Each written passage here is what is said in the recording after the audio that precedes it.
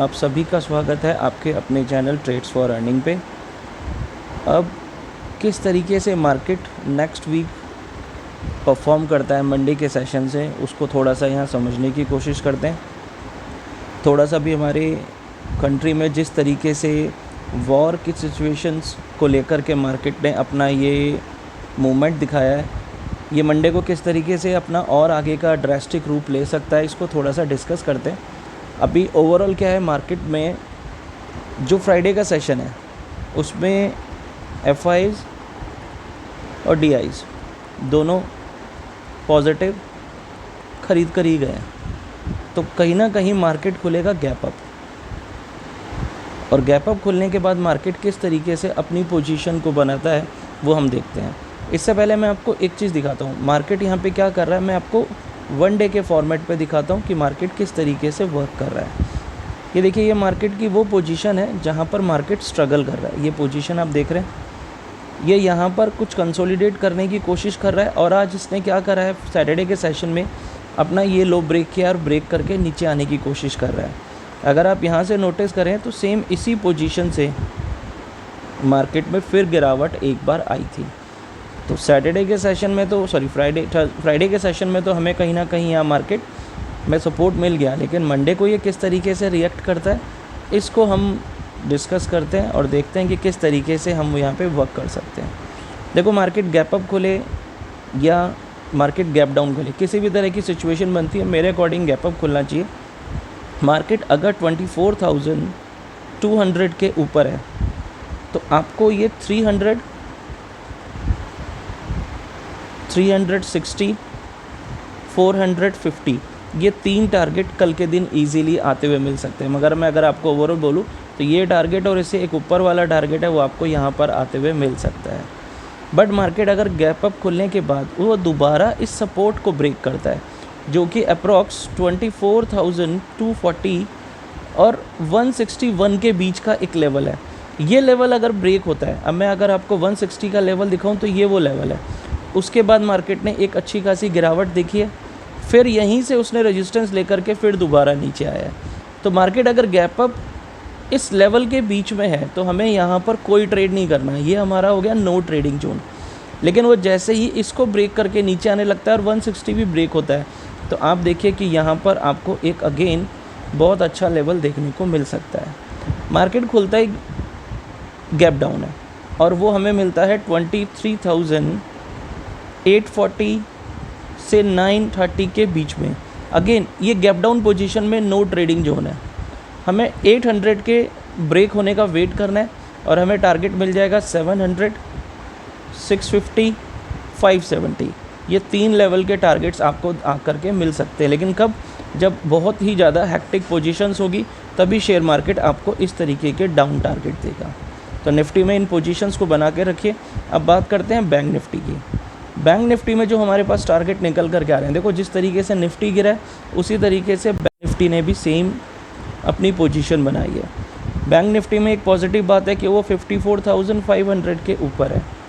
अगर gap up खुलता है और वो उसके ऊपर ही जाने की कोशिश करता है तो हमें 800, 55,200, 55,500 तक के टारगेट आते हुए मिल सकते हैं, जो कि नॉर्मली मैं अगर कहूँ तो यहाँ तक के हो सकते हैं। गैप डाउन, मैं गैप डाउन तभी मानूंगा जब मार्केट यहाँ पर 54,500 को ब्रेक करके नीचे जाए, तब हमको इजीली 53,950 तक के टारगेट और 53,800 तक के टारगेट देखने को मिल सकते हैं। मार्केट अगर यहीं कहीं ओपन होता है इसी किसी लेवल पे, यानी कि 55,200 के आसपास खुलता है, तो पहले हम एक रिवर्सल का वेट करेंगे और देन उसके बाद कॉल पोजीशन में बैठेंगे मार्केट की कंडीशन को देखने के बाद। 55,200 के नीचे ही ओपन होता है तो हमें यहाँ पर क्या मिलेगा, दोबारा से 54,950 और 800 तक के टारगेट देखने को मिल सकते हैं। तो प्रॉपर पेशेंस के साथ ट्रेड कीजिएगा दोनों इंडेक्सेस में, आप उसमें एक अच्छी पोजीशन बना सकते हैं। अब यहाँ पर हम बात करते हैं मारुति की। रिज़ल्ट आया है Q4 का, Q4 के रिज़ल्ट के बाद में इसको रिएक्ट करने का ज़्यादा मौका नहीं मिला है।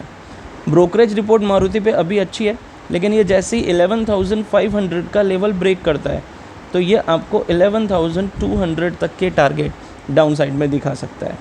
लेकिन अगर वहीं अप साइड में ये 11,700 के ऊपर ओपन होता है तो ये ईज़िली आपको 12,200 तक के टारगेट दिखा सकता है।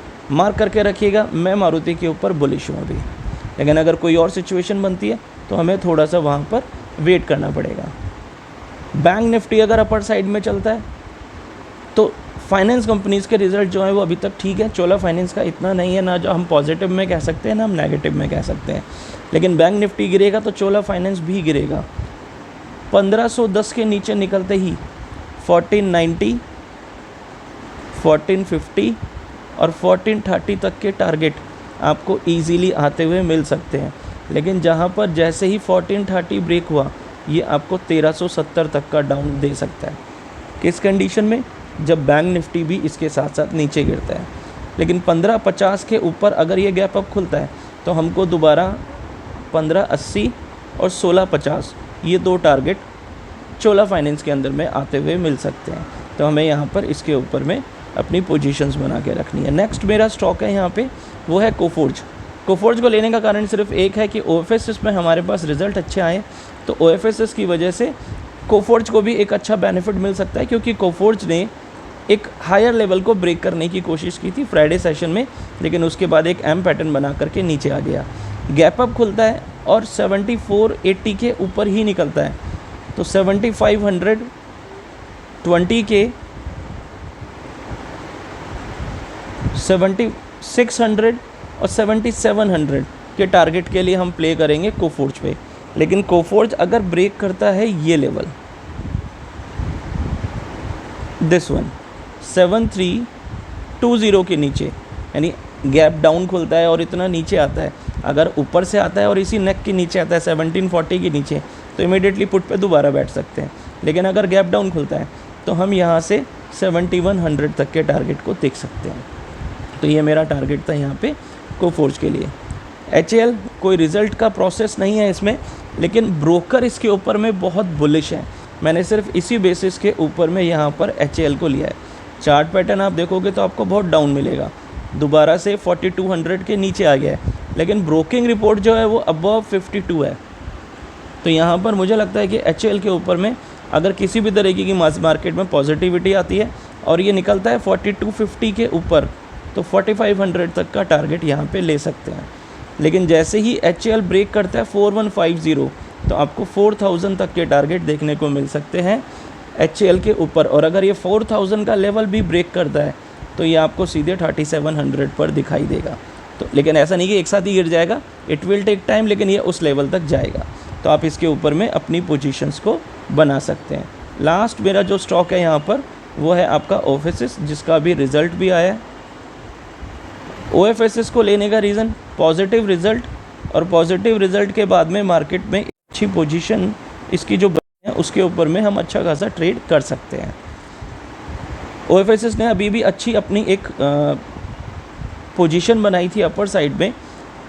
8600 के ऊपर अगर ये हमें मिलता है मंडे के सेशन में, तो 8800 और 9000 ये दो टारगेट के लिए मैं प्ले करूँगा OFSS में। OFSS में मैं किसी भी तरीके से नेगेटिव नहीं हूँ, ये जितना भी मुझे डाउन में मिलेगा, डिप पे मिलेगा, मैं इसको अपर साइड में लेने की कोशिश करूँगा।